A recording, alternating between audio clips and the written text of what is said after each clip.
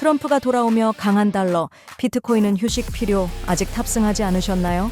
이더리움 3,300달러 이하로 하락, 레이어 2는 왜 반대로 급등할까요? 트럼프의 입 막은 돈 사건 판결 임박, 죄를 지은 대통령의 운명을 피할 수 있을까요? 술 취한 삼촌도 돈을 벌까요? 알트코인 시즌의 대축제가 다시 시작될까요? AI 칩셋이 주목받고 있는데 주가는 왜 불친절할까요? 한국이 기회를 열었나요? 기업들이 입장하면서 암호화폐 시장이 안정될까요? 암호화폐로 세계를 다시 측정하고 24시간 재산 비밀을 파악하여 함께 천천히 부자가 되어 갑시다. 1월 9일 목요일 비트코인 TV 한국어 채널 마이클입니다. 우선 먼저 재능, 자본, 꿈의 비약을 슬로건으로 하는 MFT가 후원하는 24시간 코인 시장 데이터 헤드라인을 살펴보겠습니다. 어젯밤 미국은 12월 ADP 고용 데이터를 발표했습니다. 신규 고용 인원은 12만 2천 명으로 예상 14만 명을 하회하며 2024년 8월 이후 최저치를 기록했습니다. 1월 4일 주간 초임 실업수당 청구자는 20만 1천 명으로 2024년 2월 이후 최저 수준을 기록했으며 예상 21만 8천 명보다 우수한 수치였습니다. 데이터에는 모순이 있지만 여전히 물가 상승은 개선되고 있습니다. 분석가들은 2025년에도 금리가 인하될 것으로 예상되지만 그 횟수는 줄어들고 유동성 변동이 비트코인에 부담을 줄 수 있다고 전망합니다. 오늘 전고까지 비트코인은 이미 9만 5천 달러 이하로 하락했습니다. 역사적인 데이터에 따르면 유동성 변화는 일반적으로 비트코인 가격 움직임보다 13주 앞서 진행됩니다. 트럼프의 재선 후 달러는 강세를 보였고 전 세계적인 유동성 긴축이 일어나면서 비트코인이 단기적으로 압박을 받을 가능성이 있지만 장기적으로는 여전히 상승 잠재력이 있습니다. 최근 비트코인은 미국 금융 시스템과 긴밀하게 연관되고 있습니다. 미리닝 옵션 변동성 예측 지수는 12월 중순 82포인트에서 바닥을 친 뒤 계속해서 상승해 1월 8일 102.78포인트에 도달했습니다. 세계 두 번째로 큰 금융시장인 미국 채권 시장의 변동성은 금융환경 긴축을 의미하며 안전자산 선호를 일으켜 비트코인 같은 위험 자산이 매도될 수 있습니다. 그러나 비트코인 채굴 거래량이 전체 거래량에서 차지하는 비율은 역사적 최저점에 근접하고 있으며 지난 몇 주 동안 주기를 갱신한 저점을 기록했습니다. 이러한 트렌드는 보통 상승장과 외부 자본이 대거 유입될 때 나타납니다. 체인상 활동도를 고려할 때 암호화폐 시장의 매도 압력은 그리 심각하지 않을 수 있습니다. 이더리움의 최근 흐름은 침체되고 있으며 가격은 한때 3,300달러를 하회했습니다. 그러나 레이어 2 생태계는 2025년 최활발하게 움직이고 있으며 이번 주 활성화된 주소 수는 118만 개로 전주 대비 6.84% 증가하여 역사적 최고점에 근접했습니다. 거래량은 이더리움 메인넷의 5.19배에 달합니다.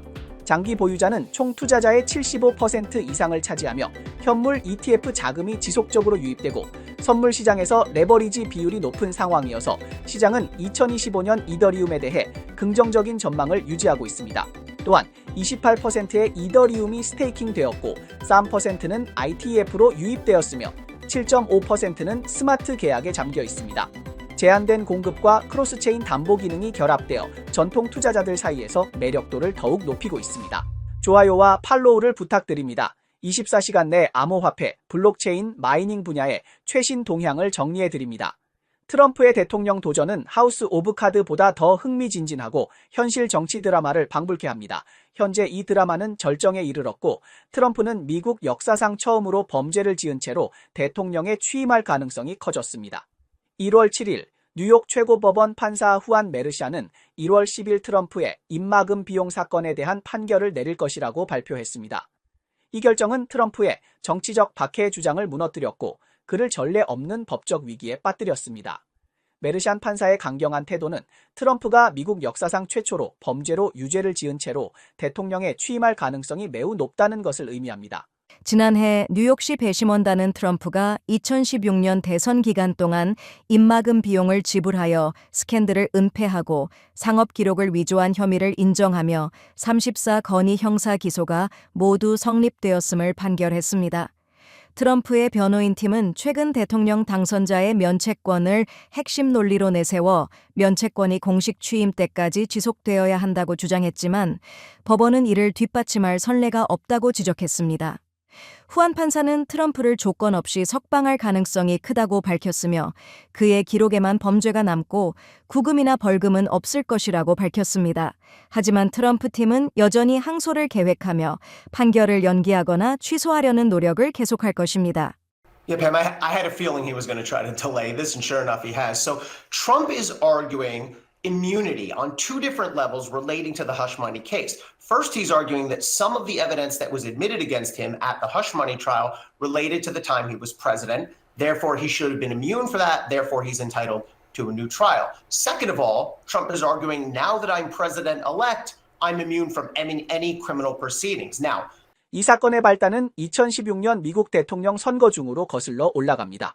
선거 운동을 원활하게 진행하기 위해 트럼프 전 대통령은 포르노 배우 스톰리 다니엘스에게 13만 달러의 봉인 합의금을 지불하여 두 사람의 불륜을 은폐하고 언론 보도를 차단하려 했습니다. 본래 사적인 일이었으나 트럼프 전 대통령은 회계 조작과 회사 자금의 불법 사용, 선거 자금 위반 혐의를 받게 되었습니다. 그의 변호사 마이클 코헨은 이로 인해 수감되기도 했습니다. 이 더럽고 복잡한 사건은 2016년부터 2024년 대선까지 계속해서 드러났습니다. 판결이 확정되면 트럼프 전 대통령은 최대 134년형에 처해질 수 있어 거의 죄를 피할 수 없을 것으로 보입니다. 유일한 의문은 그가 중범죄자의 신분으로 백악관에 다시 들어갈 수 있을지 여부입니다. 암호화폐 산업의 역사를 되돌아보면 약 4년마다 알트코인 시즌이 찾아오는 것 같습니다. 그 시기에는 시장이 엄청나게 상승하고 술에 취한 아저씨조차 동물 이모티콘을 사서 큰 돈을 벌 수 있었습니다. 이제 2025년 진정한 알트코인 시즌은 아직 완전히 도래하지 않은 듯합니다. 이번에는 얼마나 상승할지 예측할 수 없지만 여러분께 경고하고 싶은 점은 알트코인 코인의 시장은 종종 빠르게 통제 불능 상태에 빠져들 수 있다는 것입니다. 갑자기 폭락할 수도 있고 그 하락폭은 마이너스 99.99%에 이를 수 있으며 심지어 완전히 연기될 수도 있습니다. 하지만 폭락 전 시장은 보통 번영과 환호 속에 빠져듭니다. 지금부터 우리는 과거의 알트코인 시즌을 되돌아보며 그 안에서 유용한 경험을 얻을 수 있는지 살펴보겠습니다. 2013년 알트코인 시즌에서 라이트코인은 10센트에서 48달러까지 급등하며 47,900% 상승률을 기록했습니다. 현재 이러한 폭등에 가장 가까운 것은 아마도 유명인 홍보로 탄생한 메메코인이나 유명인의 이름을 딴 메메코인일 것입니다. 2016년 이더리움의 부상으로 사람들은 이더리움 블록체인에서 토큰을 발행하기 시작했으며 이는 첫 번째 토큰 발행 열풍을 일으켰습니다. 리플은 한때 은행 코인으로 불리며 1센트에서 3.80달러로 급등했으며 현재 거래가는 2.41달러입니다. 2021년 디파이 프로젝트는 유동성 채굴 열풍을 일으켰고 AB, 유니, 수시와 같은 디파이 토큰은 10배에서 50배 상승했으며 디파이의 TV일은 수천억 달러를 돌파했습니다. 시장은 빠르게 변화하며 탐욕의 심리는 언제든지 발동할 수 있습니다. 만약 그 토큰을 2배 더 살 수 있다면 이라는 생각이 든다면 그것이 바로 일부 물량을 팔고 안정적인 수익을 챙기라는 신호일 수 있습니다. 비트코인, 이더리움, 안정화폐를 팔더라도 이익을 챙기는 것이 중요한 전략입니다. 반면 10배 수익을 추구하는 투기꾼들은 단기적으로는 관심을 끌 수 있을지 모르지만 그들의 전략과 자금 규모는 지속적으로 안정적으로 자산을 축적해 나가는 익명의 큰 투자자들보다 훨씬 미비합니다. 이러한 큰 투자자들은 더 견고한 재정 기반과 명확한 장기 계획을 가지고 있습니다.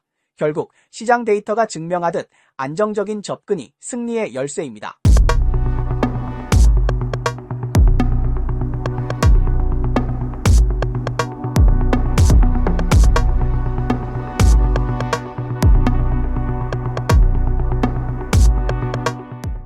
엔비디아 i 칩셋이 놀라운 성과를 거두었지만 주가는 폭락쇼를 펼쳤습니다. 투자자들은 혼란스러워하고 있습니다. FSE의 당기기 한국은 암호화폐 계좌를 개방할까요? 좀 더 기다려봐야 할까요? 국제 소비자 전자 전시회 CES 개막 전날 엔비디아 창립자이자 CEO인 황인우님은 다시 한번 현장을 뜨겁게 달구며 AI 폭풍을 몰고 라스베이거스를 강타했습니다. 발표 현장에는 자리가 하나도 없을 정도로 인산인해를 이루었고 마치 슈퍼스타의 콘서트처럼 뜨거운 열기가 이어졌습니다. CES 무대에서 황인우님은 AI PC 및 관련 소프트웨어와 하드웨어 혁신에 집중하며 RTX 50 시리즈 그래픽카드를 발표했습니다. 이를 통해 AI PC에 더 강력한 엔진을 제공할 수 있게 되었습니다. 더욱 눈길을 끄는 점은 엔비디아가 IPC 시장에 직접 뛰어들어 소형 슈퍼컴퓨터인 프로젝트 디지츠를 출시한 것입니다. 이를 통해 개발자들이 데스크탑에서 직접 대형 모델을 실행할 수 있게 되었습니다. 또한 엔비디아는 대형 모델, 애님 마이크로서비스, 산업 트윈, 자율주행 및 로봇 등 최첨단 기술에서 지속적으로 발력을 기울이고 있습니다. 이번 주제 발표는 사실상 엔비디아의 연간 주요 개막 발표회로 자리 잡았습니다. Today we're announcing our next generation, the RTX Blackwell family. 놀랍게도 CES 발표가 전 세계의 관심을 끌었음에도 불구하고 엔비디아의 주가는 상승하지 못했습니다. 구글 금융 데이터에 따르면 엔비디아 주가는 당일 6.2% 하락하며 $140에 마감되었고 장후 거래에서는 겨우 1% 오름세를 보였습니다. 주된 원인은 미국 고용 지표가 혼재되었고 전체 시장이 침체기에 접어들면서 기술주와 암호화폐 관련 주식들이 큰 타격을 입었기 때문입니다. 또한 투자자들이 엔비디아의 I칩에 대한 기대감을 너무 높였지만 발표에서 예상보다 적은 정보만 공개되었고 단기적인 긍정적인 변화가 없었습니다. 이로 인해 일부 투자자들은 매도를 결정한 것으로 보입니다. 엔비디아는 고성능 GPU 제조로 유명한 글로벌 기술 기업이며 비트코인과 깊은 연관을 맺고 있습니다.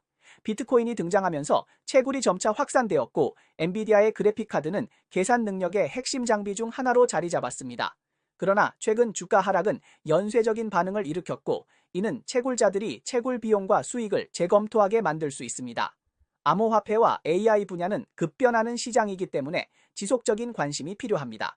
앞으로 엔비디아가 시장 침체 속에서 재도약할 수 있을지, 암호화 분야는 이번 변동성 속에서 새로운 기회를 찾을 수 있을지 모두 시간에 맡길 수밖에 없을 것입니다. 한국 정부와 암호화폐의 엇갈린 관계는 오래전부터 이어져 왔습니다.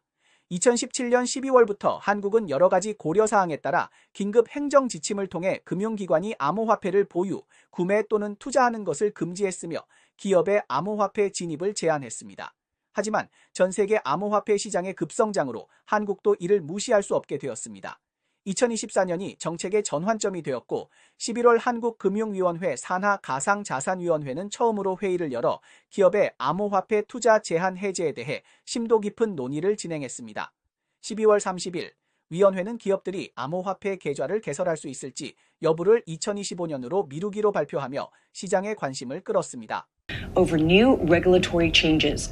The FSC chairman has harshly criticized banks again over requests for exemption from anti-money laundering and counterterrorism financing responsibilities in their contracts with crypto exchanges. 한국금융위원회 FSC는 실명제 기업 거래 계좌 발행을 허용하여 기업의 디지털 자산 투자에 대한 규제를 점진적으로 완화할 계획을 발표했습니다. 이를 통해 금융 안정성과 혁신적인 발전을 균형 있게 추구하려는 의도를 가지고 있습니다. 법적으로 기업의 계좌 개설이 금지된 것은 아니지만 지방 규제 기관은 항상 은행에게 기업들에게 실명 계좌를 발급하지 말 것을 권고해 왔습니다. 현재까지 구체적인 시행 일정은 없으며 한국이 기업의 암호화폐 투자 허용 여부에 대해 논란이 일고 있습니다.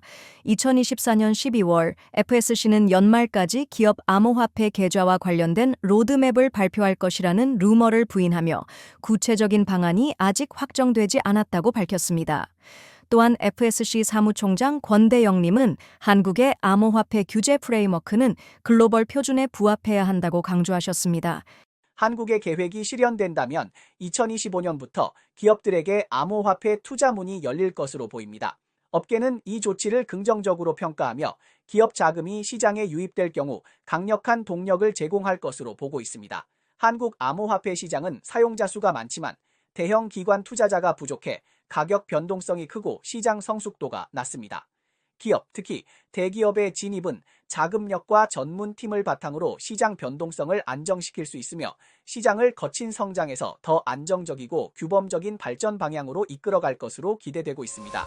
리플의 사장 모니카 롱은 화요일 인터뷰에서 XRP ETF가 곧 출시될 수 있다고 말하며 미국의 유리한 암호화폐 법안이 국내 기업에 큰 혜택을 줄 것이라고 언급했습니다. 1월 9일 엘살바도르는 다시 11개의 비트코인을 구매했으며 그 가치는 $100만 넘었습니다. 이는 엘살바도르의 지속적인 비트코인 전략적 비축 계획의 일환으로 비트코인의 장기적 가치를 확신하는 모습을 보여줍니다. 블랙록은 직원들에게 회사가 약 1%의 인력을 감축할 예정이라고 알렸습니다. 이 그룹은 지난해 250억 달러 이상의 인수 거래를 완료하여 비공개 시장 자산과 데이터 분야에서의 사업을 확장했습니다. 도건의 재판은 2026년 1월 26일에 열릴 예정입니다. 만약 그가 공모, 자금 세탁, 사기 및 시장 조작 등의 혐의로 유죄 판결을 받으면 최대 130년의 징역형에 처해질 수 있습니다. 달러가 계속 강세를 보이는 가운데 금값은 여전히 상승하고 있습니다. 거래자들은 향후 통화 정책의 방향에 대한 신호를 찾고 있으며 지정학적 긴장, 미국의 세금 우려, 중앙은행의 구매가 금값을 지지하고 있습니다. 네, 이상이 오늘 방송의 주요 내용입니다. 저희 채널은 주로 암호화폐, 블록체인 채굴 업계에 가치 있는 뉴스를 보도하고 있습니다. 뉴스 외에도 심도 있는 특집 보도를 제공하고 있습니다. 채널이 유익하다고 생각되시면 공유와 팔로우 해주세요. 또한 회원이 되어 함께 성공해 자산을 늘려봅시다. 그럼 내일 또 만나요.